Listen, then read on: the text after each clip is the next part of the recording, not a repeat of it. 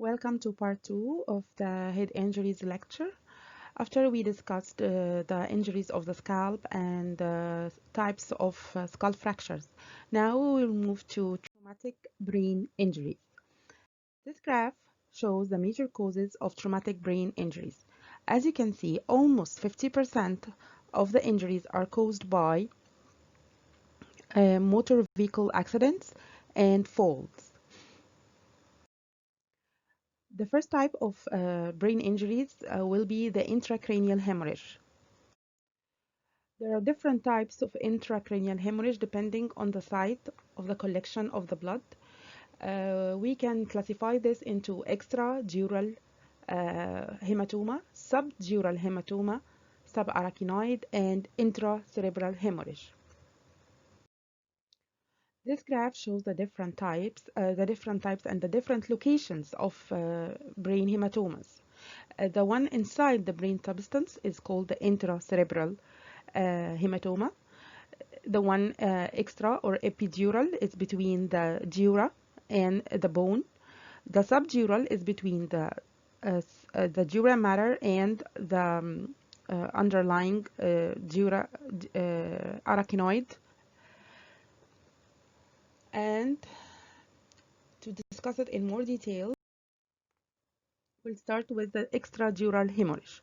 It's also known as the epidural hemorrhage. Most probably it is caused by a trauma. The commonest artery to be affected by trauma is the middle meningeal artery.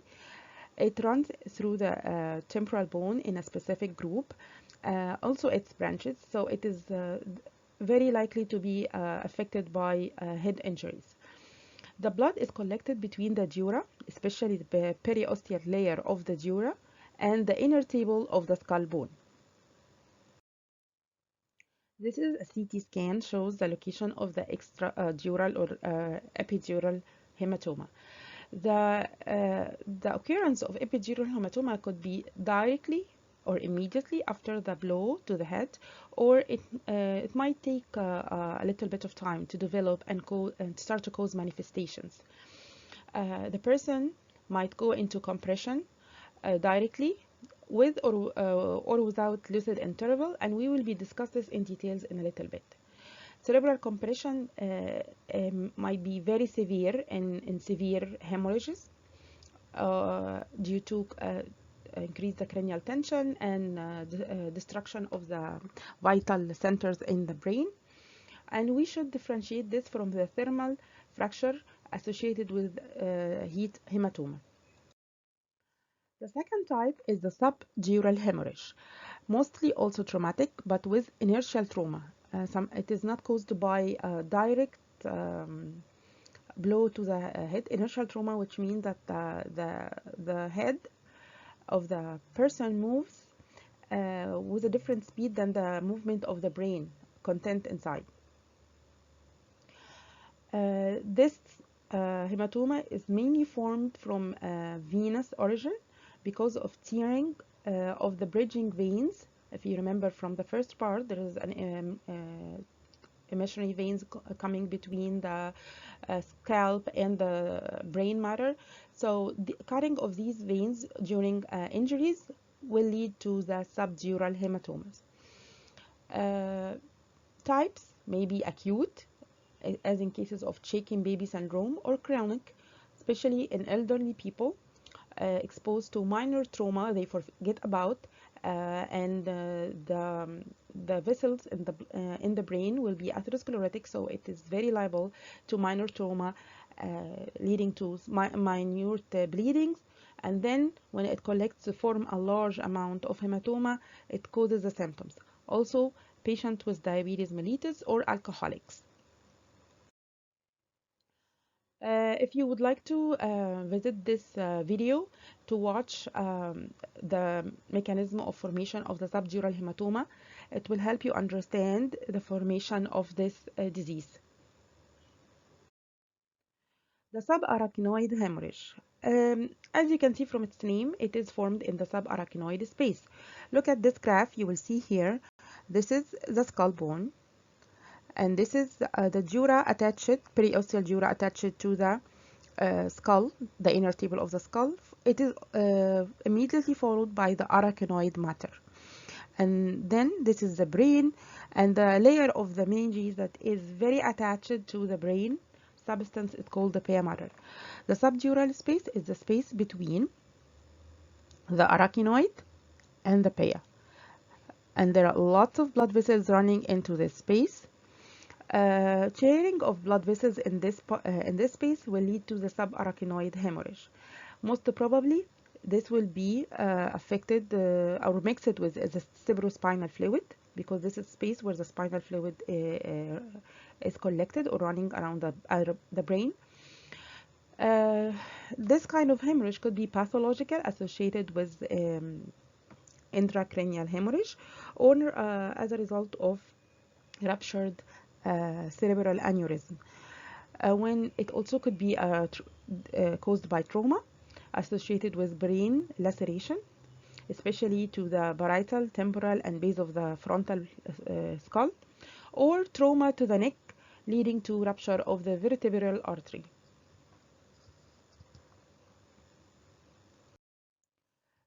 For the sake of convenience, we summarize the difference between different types of hemorrhages related to the meninges in this table. For the extradural hematoma, as we mentioned before, it's in the extradural space, mostly in young people, and it's caused by trauma, direct blow to the temporal or the parietal bone. The middle meningeal artery is the main source, or its posterior branch. Usually, if you take a sample from the CSF, no blood will be found after a lumbar puncture. Usually, it is a progressive course and might cause brain compression in severe cases. The subdural hematoma, it is formed into the subdural space, usually in old-aged people. The origin of the blood is usually venous because of the ruptured communicating veins. It could be pathologically, it could be aggravated by the pathological atherosclerotic vessels in the old people or diabetic people or alcoholics. So the minor trauma causes tear of these minor vessels, leading to the development of the subdural hematomas.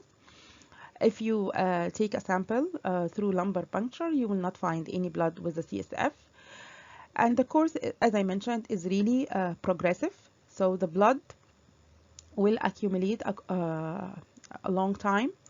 It might go into complete cure if the blood organization happen, or might develop into chronic subdural hematoma, a condition that is known as pachymeningitis hemorrhagica. The subarachnoid hemorrhage is formed in the subarachnoid space. It could happen in young, as in cases of shaken baby syndrome, young infants, or old people. The source of the blood could be arterial, as in case of ruptured aneurysm, or could be venous, as in cases of venous congestion. As I mentioned, most probably pathological with the ruptured aneurysm, or traumatic, as in cases of brain laceration or shaken baby syndrome. This is the only part when you take only type of hematoma. When you take a sample from the CSF, you will find blood cells mixed with the CSF. And the course of this hematoma will differ according to the cause of the hematoma.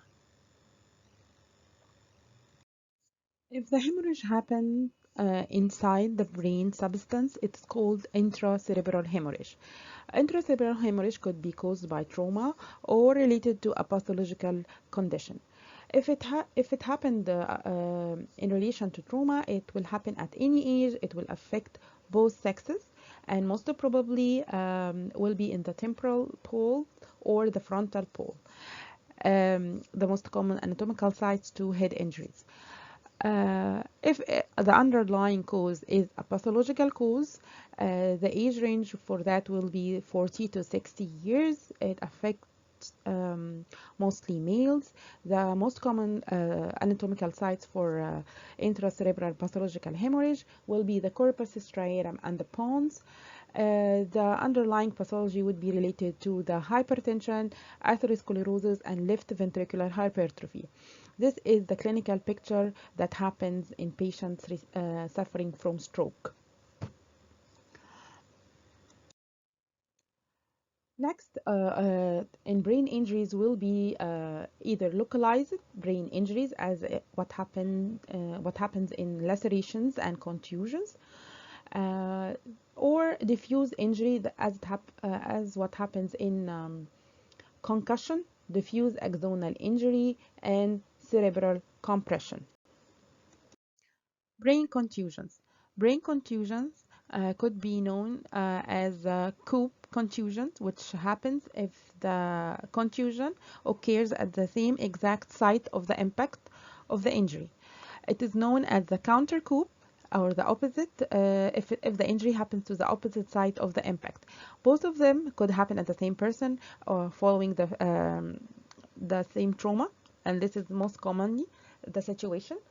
And this is of very important medico-legally, because the patient might need to consider the effect of the coup and counter coup when evaluating a patient after trauma. So the whole brain should be examined to not to miss any injuries and not just focus on the site of the impact of the injury.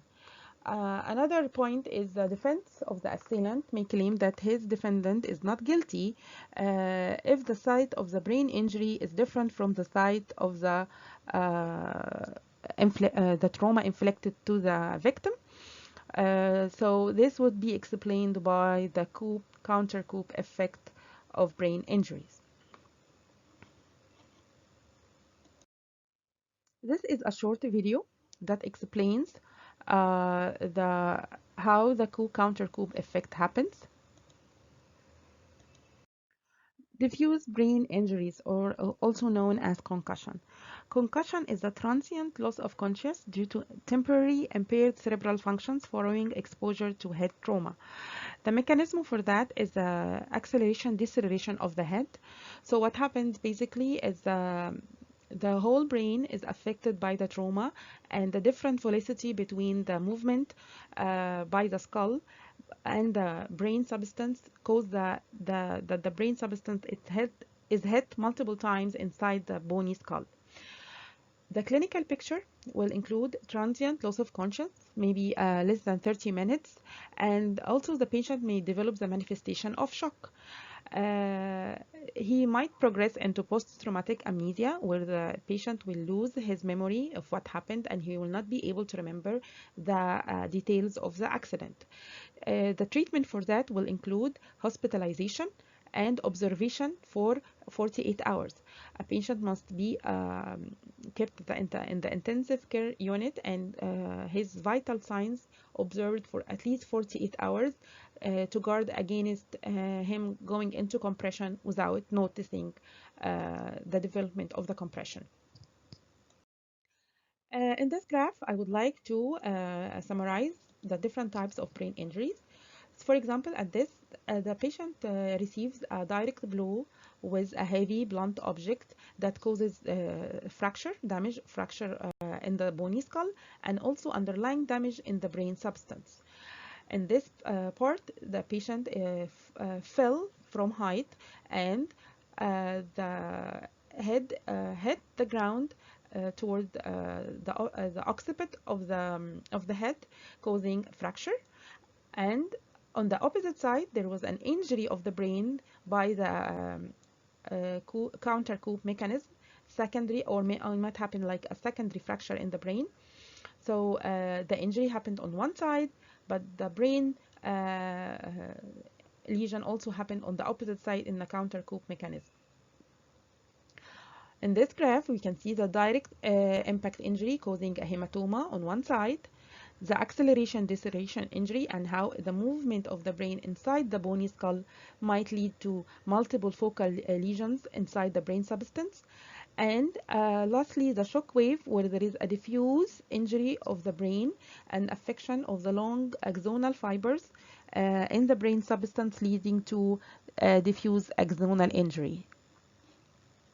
So what happens to the patient after concussion? So after concussion, a patient may show complete recovery with no residual effect, or he might develop incomplete recovery, a condition known as post-concussion syndrome.